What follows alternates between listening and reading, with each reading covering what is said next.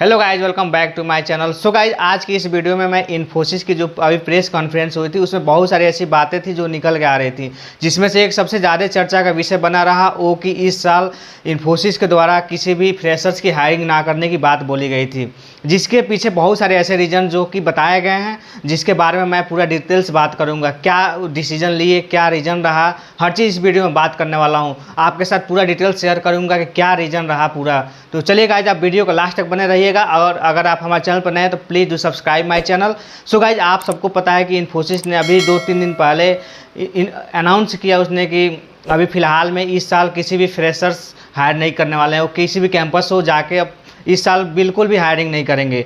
इसके पीछे बहुत सारे उन्होंने रीज़न बताया था, जिसमें कि उन्होंने ये भी बोला था कि जो उनका जो डिमांड डिक्लाइन है, जो की मार्केट जो होते हैं उनके, जैसे यूएस हुआ जहाँ से वो प्रोजेक्ट वगैरह लेते हैं, उसमें उन्होंने डिमांड डिक्लाइन बहुत ज़्यादा था। इसके अलावा उन्होंने बात किया कि जो कि कंपनी के जो अभी करंट में जो सिग्निफिकेंट उनकी बात करें तो अभी बहुत सारे ऐसे एम्प्लॉय हैं जो कि बेंच पे बैठे हुए हैं, उनको भी लेकर उन्होंने रीज़न दिया।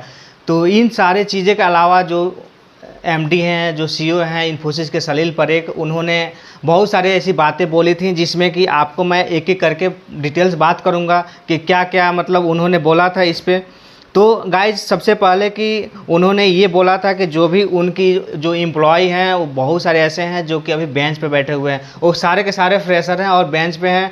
और इसके अलावा अभी बहुत सारे ऐसे भी कैंडिडेट हैं जिनकी की हायरिंग हो रखी है लेकिन ऑनबोर्डिंग नहीं हुई है, तो उनके पास बहुत ज़्यादा कैंडिडेट हो रखे हैं। तो ये सारे रीज़न हैं। और इसके अलावा उन्होंने ये भी बोला था कि जो अभी फ़िलहाल मार्केट में बहुत ज़्यादा उनकी जो डिक्लाइन हो रही है, जो की डिमांड जो है मार्केट की, जैसे यूएस हुआ जहाँ से वो लोग प्रोजेक्ट लेते हैं, उनका लगभग 60% जो रेवेन्यू होता है वहीं से आता है। तो इसको भी रीज़न उन्होंने बताया था। इसके अलावा उन्होंने ये बोला था कि US company is facing number of challenges including high inflation and rising interest rate. जो भी इसकी वजह से जो भी इनका इंटरेस्ट रेट वगैरह जो भी बढ़ रहे हैं, ये सारे रीजन्स बताए उन्होंने। इसके अलावा उन्होंने जो अगला पॉइंट जो बताया कि US company leading to slow down in IT spending by US company, क्योंकि यूएस कंपनी से जो भी इनका प्रोजेक्ट वगैरह आते हैं वो अभी बहुत स्लो हैं, ज़्यादा मिल नहीं रहे हैं उनको प्रोजेक्ट, जिसके वजह जो रहा कि जो कि रेवेन्यू इनका डिक्लाइन हो रहा है धीरे धीरे। ये सारे रीज़न उन्होंने बताया।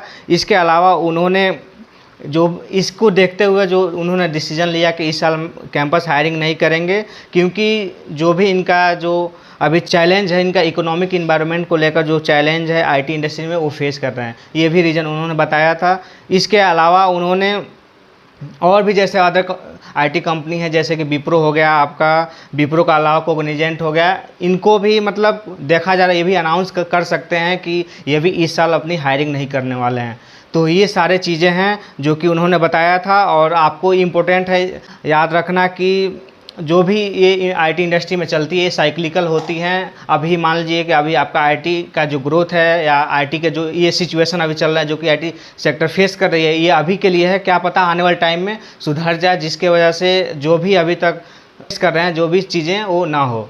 तो आपको मतलब ऐसा नहीं है कि जो कंडीशन अभी है वैसा ही रहेगा, ये बेटर भी होने वाला है। तो आपको बिल्कुल भी टेंशन लेने की ज़रूरत नहीं है। तो अगर आप कॉलेज ग्रेजुएट्स हैं तो आपको मैं यही बोलूँगा कि आप अपनी जो भी स्किल्स हैं उस पर फोकस करें।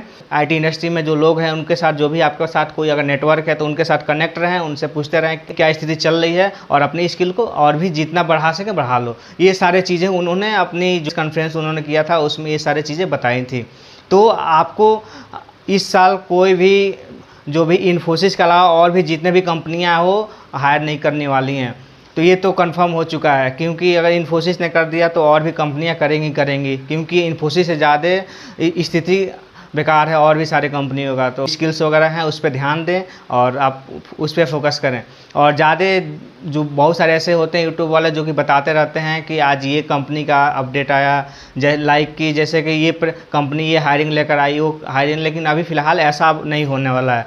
तो आप लोग अगर कोई ऐसा बताता है तो उसको 100% सही मानकर नहीं चलना है आप लोग। अगर आपको कोई भी चीज़ आपको कोई प्रॉब्लम हो तो आप कमेंट बॉक्स में जाकर आप पूछ सकते हैं। तो चलिए गाइज, हम आपसे फिर मिलते हैं अगले वीडियो में। तब तक के लिए जय हिंद, बाय बाय।